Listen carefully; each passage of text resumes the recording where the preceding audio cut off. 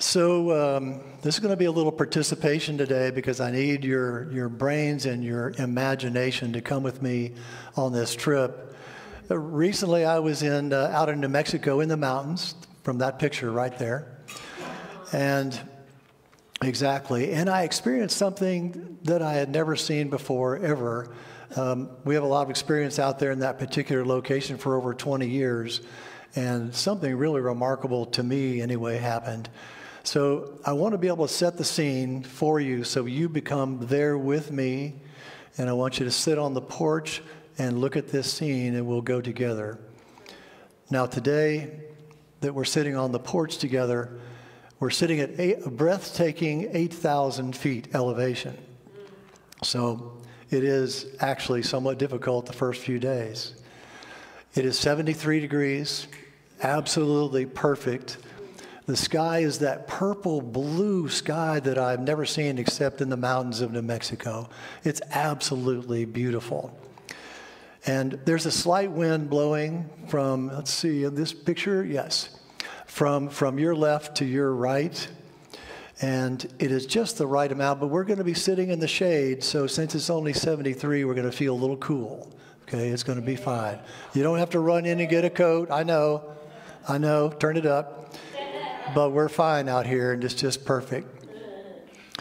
So as we are sitting there looking out onto this beautiful, beautiful scene, I want you to notice that far off into the mountains to your right, we see a whole bunch of birds soaring and flying through the sky, but they're so far away, we can't really quite tell what that is. But I don't think it's buzzards because they're not really out here in New Mexico that much up in the mountains. So we go about our business and maybe we're meditating and just soaking up this perfect day. But then we look back over and we notice that they're moving closer and closer to us. And as they get closer, we begin to realize these are not buzzards. These are actually ravens. And the ravens in the mountains are these huge, shiny, black, beautiful birds. But I've only seen maybe 6, maybe 8 at one time ever. But what we're looking at right now is maybe 40 or 50 ravens. 40 or 50 ravens way up in the sky. And they're circling and circling in the sky. And, okay, my first thought about this was, how in the world did they get, how did they get gathered like this? How did they do that? And I thought, did they have little R phones strapped to their little tiny feet? Did they have a flash mob app or something? Because if you think about it, if we wanted to go visit someplace at 3 o'clock this afternoon and we didn't have any technology, how would we do that? But how did the ravens know to come into that mountain, all of these ravens, at the same time in the same place? Sometimes I think animals and creatures are much smarter than we are. The instinct is amazing. So as they get closer and closer, what we can begin to see is that they are circling. But now we notice that the wind that's coming up that mountainside is causing a huge updraft into the sky. And these ravens have found this silent, invisible force of nature to play with. And they have sought it out. I don't know how they knew it, but they've sought it out. It was amazing.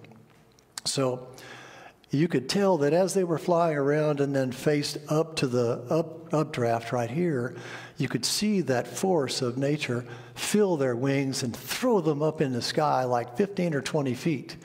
But they weren't flying anymore. They were just soaring. And they would peel off to the left and come back around and jump into that updraft again, feeling that force of nature. And they were doing it over and over and over again.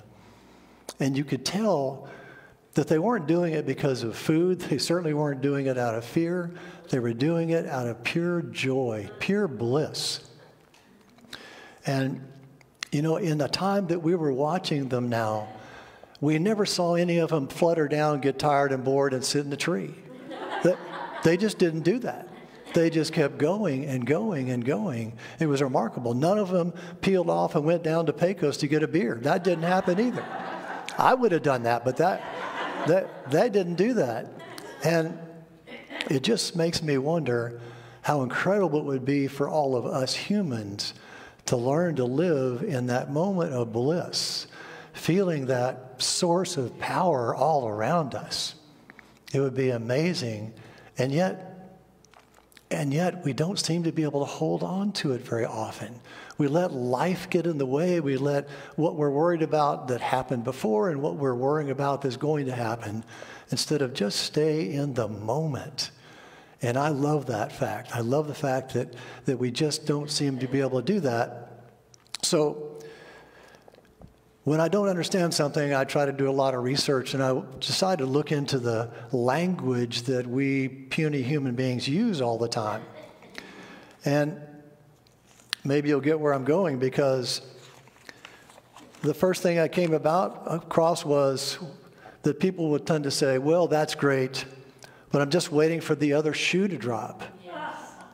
Why do we do that? Or we say, well, that was pretty good, but now we're waiting for the roof to fall in. Isn't that amazing? And then I just know that somebody is going to pull the rug right out from under us. Listen to this language that we use, and then you hear people all the time prefacing a sentence, and it says, well, with my luck. No, it's not going to be a good thing that they're going to say, because they're just going downhill with their minds.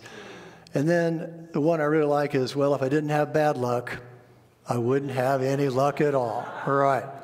Yeah, so that means all of y'all are guilty for that. It's funny. And then lastly, if it's not one thing, it's another. So why do we do that? I am such a believer in the law of attraction. And when we use words to me are like a prayer. Our words are energy, and we're putting those words out into the universe, telling the universe what it is we want. Well, when we use words like that, it isn't really a good outcome. It's really not a good outcome. So the law of attraction is something to really understand, that we need to focus on our words and focus how important they are to really to the quality of our life. It's so very important. Now, I thought then, why don't we take a look through the spiritual masters of the world in the past? And the first place I went is Taoism. And Taoism was supposedly formed in 640 BC by Lao Tzu. Now, I don't really believe that's true, but everybody, all these ancient spiritualities have a myth attached to them. And the myth for Lao Tzu was really a cool one. He was a human being, apparently, they think. And he was a government agent, and he had the goal of trying to bring his wisdom to the Chinese government.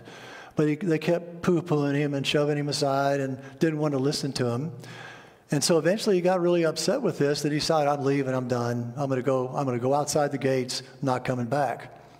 And the story goes, he gets to the gate, and the gatekeeper knew who he was and said, well, you just can't leave. You have too much up here. You have too much knowledge, too much amazing thoughts to share.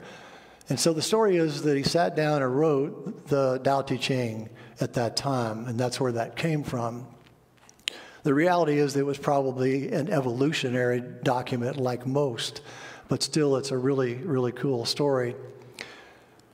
But one of the things I really am connected to or like about Taoism is that it is a little bit like Star Wars. It's a little bit like the Force be with you, because they believed that the universe was basically a stream of energy flowing, and that if we did not resist that energy and the flow direction, our lives would be fantastic. And yet, what do? We're human beings. We want to do it our way. So we go against what it would be in our best interests way too many times, and then we pay the consequences. And the Taoism spirituality understood that. But this concept of a stream through life, a stream through this universe is really quite universal in spiritualities throughout. Now, what they talked about was non-resistance in Taoism. Don't resist, really, resist what is. Because we always do, don't we? We do often. This is the reality of a situation, but we resist what is. And it just causes us discomfort, and they understood that.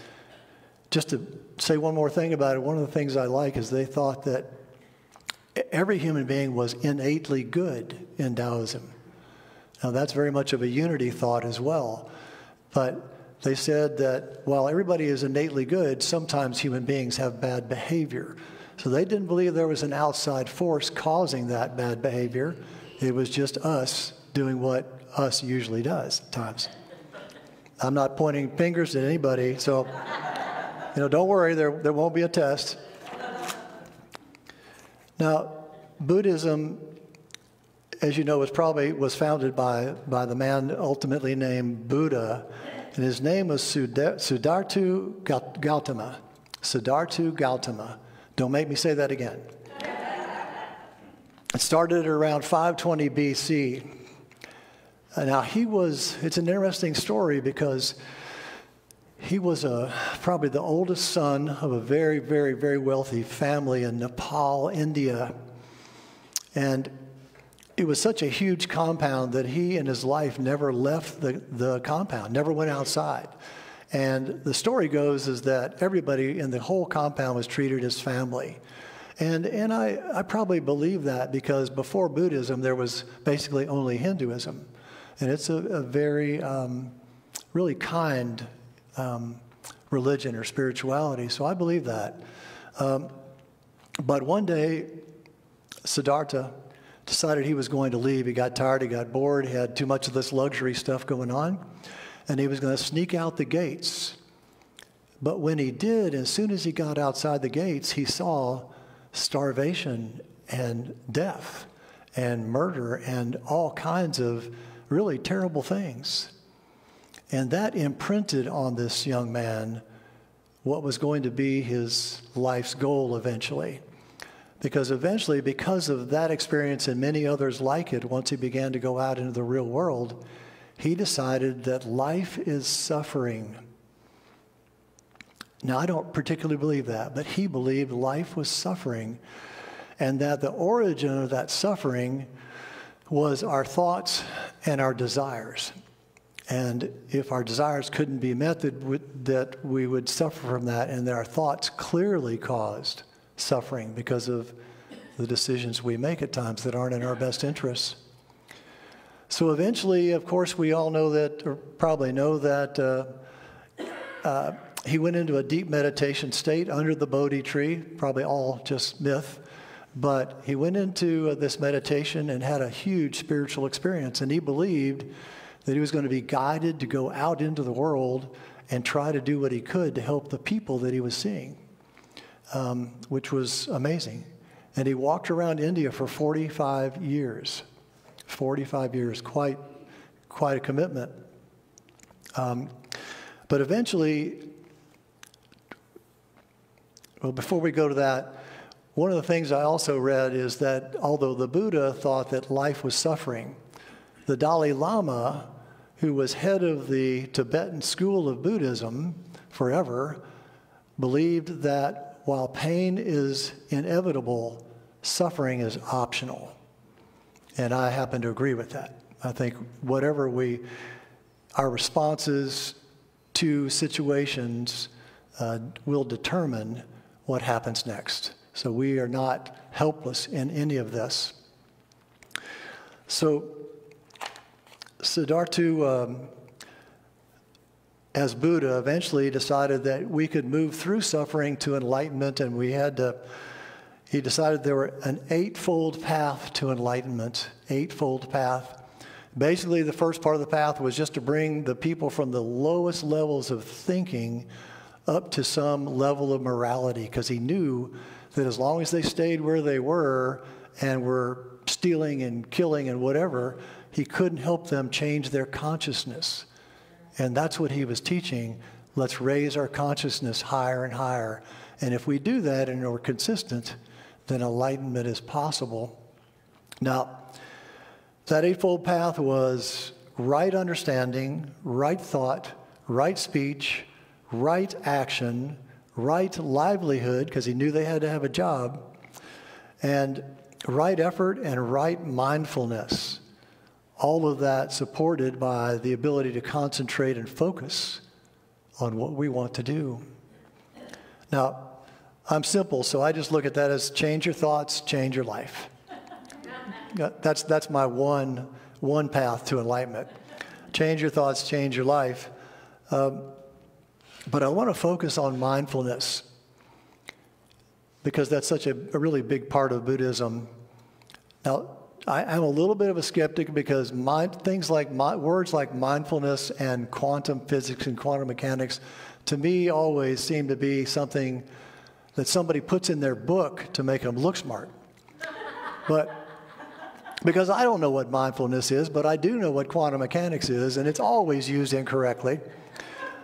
It drives me crazy. But mindfulness, when you boil it down, mindfulness is that he was asking us to live in the awareness of the present moment. Think about that. Even just say that. Live in the awareness of the present moment. Doesn't that just soften everything around you? It certainly does me. And that was a big part of what he was trying to convey, is that we can change our lives if we begin to focus just on what we need to do here, right now, in this moment, and not worry about all the things that could happen. The newspapers and the news media are always filled with what could happen, but most of it never does. So, just to wander over into Hinduism, and I could talk about that for 3 days because it's a gigantic, hugely intellectual philosophy and spirituality. But I want to focus, and I really actually like it. When I take out all the cultural, Indian culture things from it so that I can begin to understand it better, I really do like how Hinduism was developed. But we can't talk about that today. We're going to talk about the fact that one of the main concepts in Hinduism is the practice of non-attachment. Now, if this was the 60s, we'd probably all be sitting outside smoking pot somewhere, and we'd be non-attached. We'd be completely non-attached. But that is not what he was talking about. And we're not going to do that today, maybe. We're not going to do that. I know. Things happen. So what he was really talking about is that we're going to let go of attachments to results. And when we let go of attachments to results, we can focus on performing to our very best ability. And when we dedicate ourselves and commit ourselves to these tasks, the result will take care of itself. We don't have to worry about the result. But it also allows us to not focus on the result that we think we want, because that may not even be the result we need. Because we do that way too often. We think, I need this, but then you get there and you think, why did I come through this door? It's a strange paradox in human life. Now, I'd like to talk about Christianity a little bit as well, but I'm not going to talk about the Christianity as it has evolved to today. I want to talk more in terms of finding the historical Jesus, and perhaps even looking to find a whisper of Jesus' voice in the New Testament, and that's possible. So much of Christianity today is definitely man-made, and I don't resonate with that. But in the book of Matthew, chapter 6, verses 25-ish, Jesus was giving us hints about what he thought, and he was always teaching human beings to raise their consciousness and change their life. That's really what his message was about. Because he said, the birds are not out here flying up in the sky worrying. They're not worrying about what they're eating. They're not worrying about the water is. They know that everything is as it is meant to be. Again, moving through the standard natural order of life. And he said, look at these lilies. They're not worried about what they look like.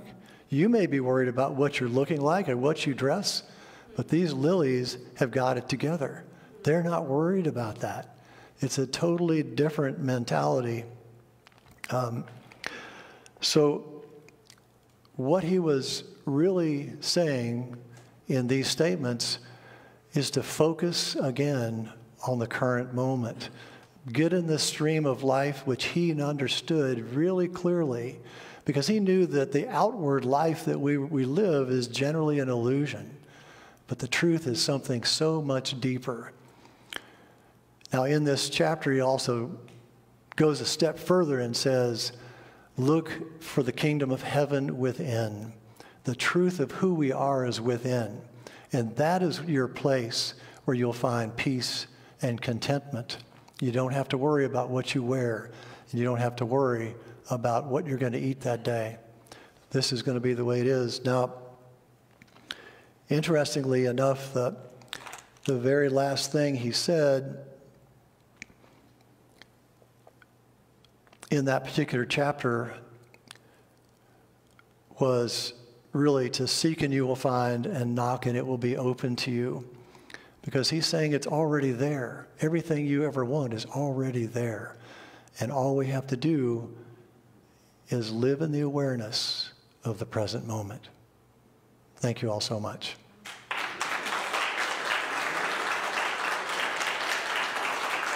Thank you.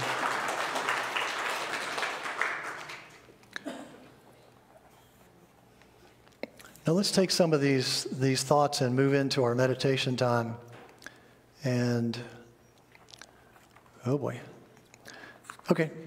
And I want to do it a little differently, because what I'd like for you to do is just relax for a moment, close your eyes if you will. And I want to read this particular article in the same book as our meditation today. So just focus on the words and just go within as much as you can and think about all the thoughts we've had today. Love like water. Only love with no thought of return can soften the point of suffering. Water in its clear softness fills whatever hole it finds. It is not skeptical or distrusting. It does not say this gully is too deep or that field is too open. Like water, the miracle of love is that it covers whatever it touches, making the touched thing grow while leaving no trace of its touch. True, the faces of shores and the arms of cliffs are worn to the bone, but this is beyond the water's doing. This is the progress of life, of which water is but an element. Most things break instead of transform because they resist. The quiet miracle of love is that without our interference, it, like water, accepts whatever is tossed or dropped or placed into it, embracing it completely. Of course, we are human and are easily hurt if not loved back or if loved poorly. But we waste so much of life's energy by deliberating who and what shall be worthy of our love, when in the deepest elemental sense, these choices are not in our province, any more than rain can choose what it shall fall upon. Certainly, we need to make decisions. Who will I spend time with? Who will I learn from? Who will I live with? Who will I marry? But beneath all that, the element of love doesn't stop being elemental. It does not stop covering everything before it. And over a lifetime, the pain of withholding this great and quiet force is more damaging than the pain of being rejected or loved poorly. For love, like water, can be damned.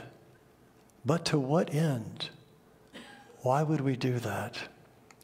In truth, the more we let love flow through, the more we have to love. This is the inner glow that sages and saints of all ages seem to share. The wash of their love over everything before them, not just people, but birds and rocks and flowers and the air. Beneath the many choices we have to make, love, like water, flows back into the world through us. Through us. It is the one great secret available to all. Yet somewhere the misperception has been enshrined that to withhold love will stop hurt. In truth, it is the other way around. As water soaks scars, love soothes our wounds, and if opened, love will accept the angrily thrown stone, and our small tears will lose some of their burn in the great ocean of tears. Now, Kent, if you'll provide a little music, let's take this into the silence and think about these concepts. Think about the words. Think about how meaningful they are to you. Just stay in this place.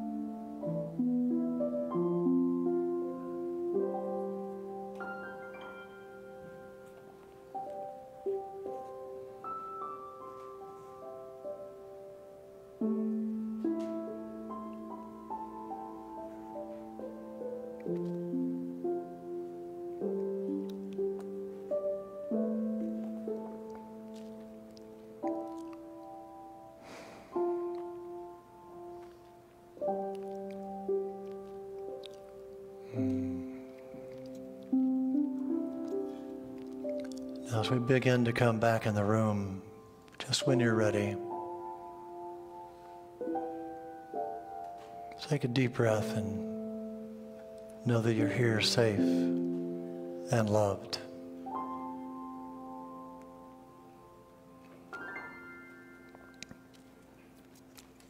And remember, beneath the many choices we have to make, love like water flows back into the world through us.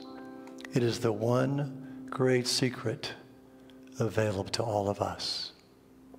God bless.